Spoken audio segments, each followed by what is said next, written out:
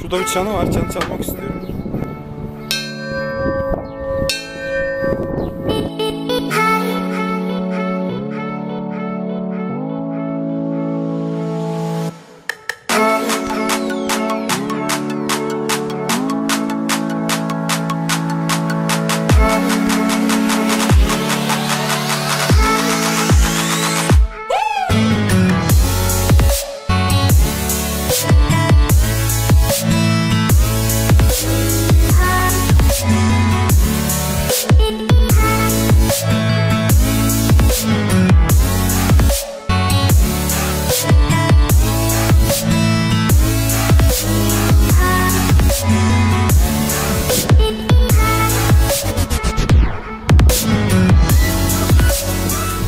Merhaba dostlar, ben Erdem. Bugün sizlerle çok güzel bir yere geldik arkadaşlar. Bugün ne yapıyoruz? Şu gördüğünüz uçağa geldik. Uçağa bakacağız arkadaşlar. Ne mi bu uçak ben de bilmiyorum açıkçası. Bu uçağın ne olduğunu. Burada çekim yaptık. Passat manuelin çekimini yaptık arkadaşlar. Sonra bu uçağı gördüm. Sizlerle paylaşmak istedim. Bayağı büyük, gerçekçi bir uçak. Yani şöyle göstereyim size uçağı. Gerçek savaş uçağı arkadaşlar. Hatta iki kabinli bayağı bayağı güzel bir uçak. Bayağı böyle bombaları falan takmışlar arkadaşlar. Uçağın hatta iç tarafına geçmek istiyorum şu an. Gördüğünüz yerde park. Uçağın arkası. Umarım güvenlik bir şey demez. İçeri geçeceğim şimdi. Böyle göstereyim. Biraz dışarıdayız. Ses fazla gelebiliyor olabilir, dışarı sesi. Passat'ın çekimini bitirdik. Şöyle uçağın arkasını göstereyim. O ne ya, oraya kuş yuva mı yapmış? Vallahi yapmış. Şu deliğin içerisine, bilmiyorum görüntü alamıyorum olabilirim ama deliğin içerisine kuş yuva yapmış arkadaşlar. Arka motorlar kaynakla kapatmışlar belli. Çok rüzgar var, kusura bakmayın. Arka motorları. Şu kancaymış. Tehlike durdurma kancası yazıyor arkadaşlar. Güvenlik falan var mı bilmiyorum. Böyle bir uçak. Altında bir şey yok. Üzerinde Mustafa Kemal Atatürk'ün imzası var. Bayağı da büyük arkadaşlar yani. Böyle küçük görünmüyor. Burada da bir savaş gemisi var arkadaşlar. Bu savaş gemisi Kıbrıs çıkartmasında kullanılan bir gemiymiş. Yani tank çıkarmış sanırım Kıbrıs'a. Bayağı bir eski bir gemi. Uçağı tekrar çekmiştim. Uçağa hayran kaldım arkadaşlar. Uçak mükemmel diyebilirim sizlere. Bu arada Passat'ın videosunu izlemediyseniz Passat'ı da izlemeyi unutmayın arkadaşlar. Yani Vedat sağ olsun aracı bize temin etti. Çok güzel bir aracı var. Sürdük sağ olsun. Onun videosunu da kaçırmayın, sakın izleyin. Onunla birlikte çektik. Şimdi gemiye dönelim. Gemi çıkartma gemisi. Ç çıkartmadan geliyor bilmiyorum. Ç-314 Türk yapımı bir gemi olması gerekiyor. Ben öyle biliyorum. Tank çıkartma gemisi arkadaşlar. Şöyle göstereyim size. Video sallanıyor olabilir arkadaşlar. Çünkü yürüyorum. Anadolu Deniz'de tatlı su balık arı koleksiyonu. Replika ama. Ciddi replika. Koleksiyon güzelmiş de ne koleksiyonu onu anlamadım.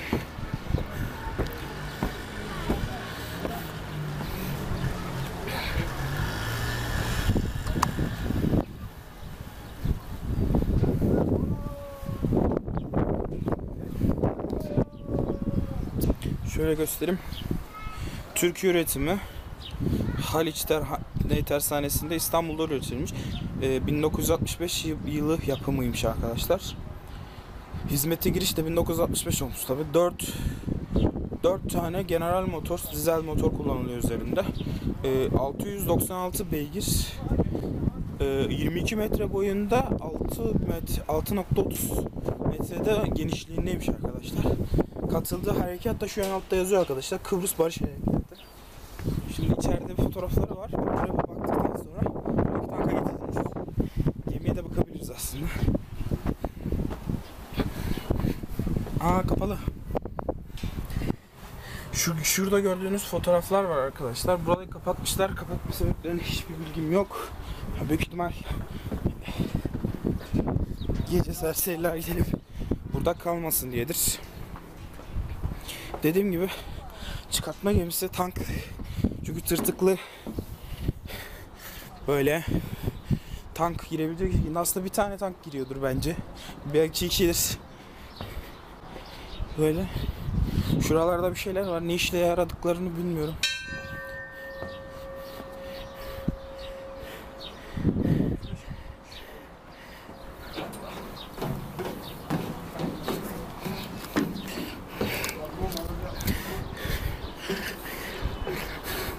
Geldik arkadaşlar. İnşaat No 157. İnşaat tarihi 1965. Haliç Terhanesi. Denizcilik Bakanlığı yazıyor. Haliç Terhanesi yazıyor. Bir tane şeyi var. Alt tarafta bence şeyleri vardır bunların. Şunlar ne işe yarıyor bilmiyorum. Geminin arkası da böyle arkadaşlar. Yani bir Adana'da böyle bir gemi var. Bir de Tarsus'ta savaş gemisi var. Mayın gemisi pardon. Nusret Mayın gemisi var arkadaşlar. İsterseniz onu da çekebilirim. Kıbrıs'ta Türk bayrakları var. Şurada göstereyim, dalgalanıyorlar. Burada bir şey var. Ne işe yaradıklarını bilmiyorum. Şu kapak açılınca tuvaletmiş. Burası açılmıyor sanırım. İçeriden mi kilitli? Evet. İçeriden bir yerden kilitli herhalde. Açılmıyor çünkü. Aşağı nasıl iniliyor? Ne yapılıyor bilmiyorum. Her yer kapalı ve kilitli. Şurada kilitli ve kapalı telle. Keşke açık olsa. İçerisi toz altında. Göremiyorum. Şöyle sizlere göstereyim. Görebiliyor musunuz bilmiyorum ama yani içerisinde dümen filan var.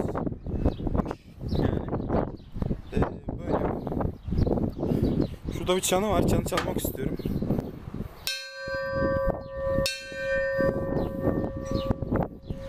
Ayrıca burada kapaklar var. Bu kapakların ne işe yaradığını az buçuk tahmin edebiliyorsunuzdur.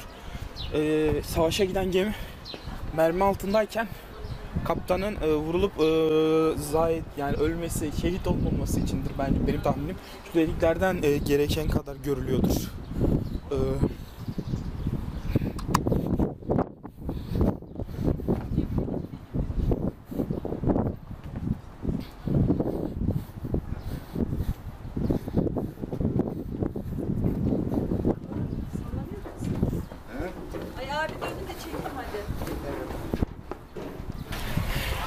Ayrıca burada Gondol Marina diye bir yer var. Belediyenin düzenlediği 5 lira karşılığında gondola binebiliyorsunuz arkadaşlar.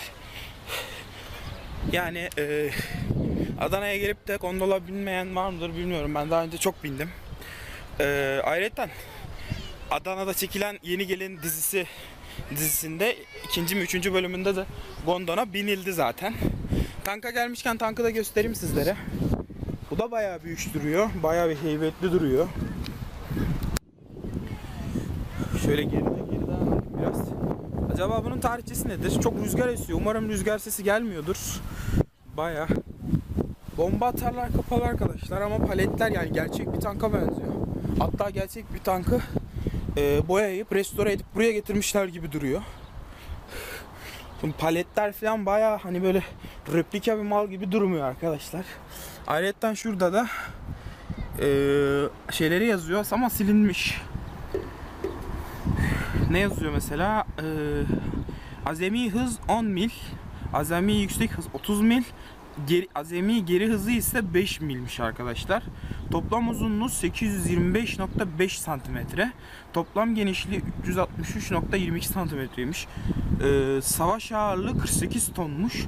Fabrika modernize tarihi 1985'miş. 1985 yılında üretilen bir tankmış. Öyle yazıyor. Seri numarası falan yazıyor. 4 mürettebatlık bir tankmış. Ama 1010.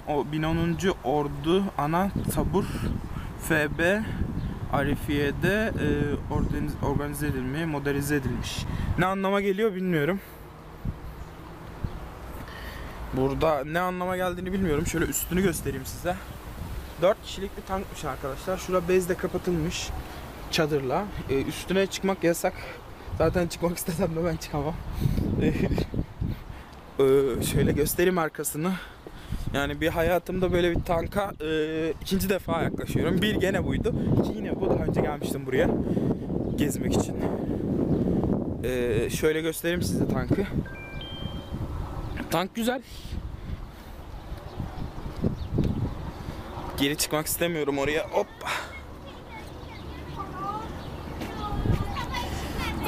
Tank bildiğimiz böyle oyunlarda oynadığımız tanklardan biri ama GTA'daki tanka hiç benzemiyor. Türk tank o zaman bu. Kıbrıs çıkartma gemisinde çıkmış mı bilmiyorum çünkü herhangi bir yerinde tarihçe yazısını bulamadım ben. Keşke buraya da bir tank hakkında bir tarihçe yazsalarmış ama yazmamışlar. Şöyle göstereyim sizlere.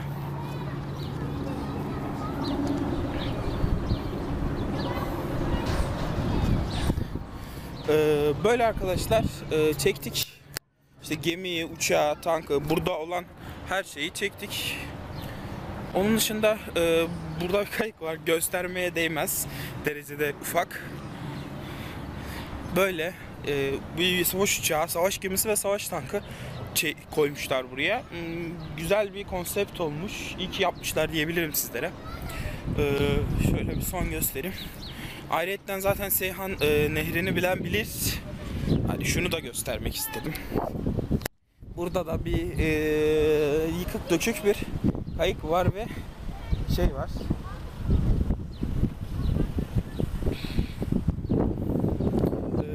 Neydi onun ismi? Çapa. Çapa ve yıkık dökük bir kayık var arkadaşlar. Buraya koymuşlar bunu da.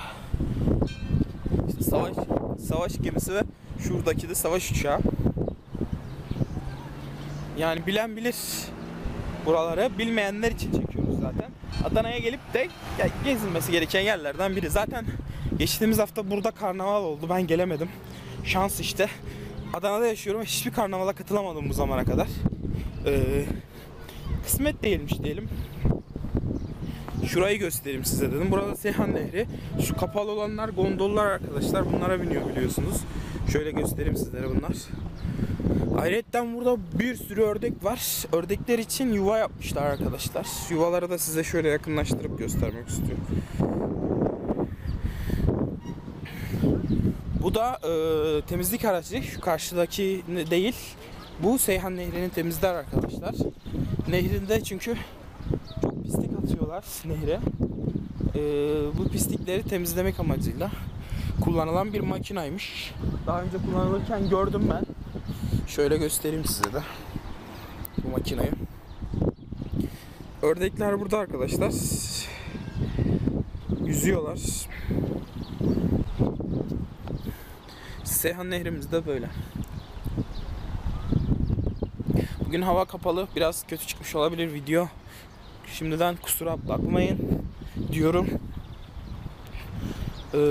Şöyle bir uçağı da arkama alıp bir veda koşusu yapabiliriz. Şöyle çekeyim. Arkadaşlar bugün Passat videosunu çektik. Ondan sonra ben buraları çektim.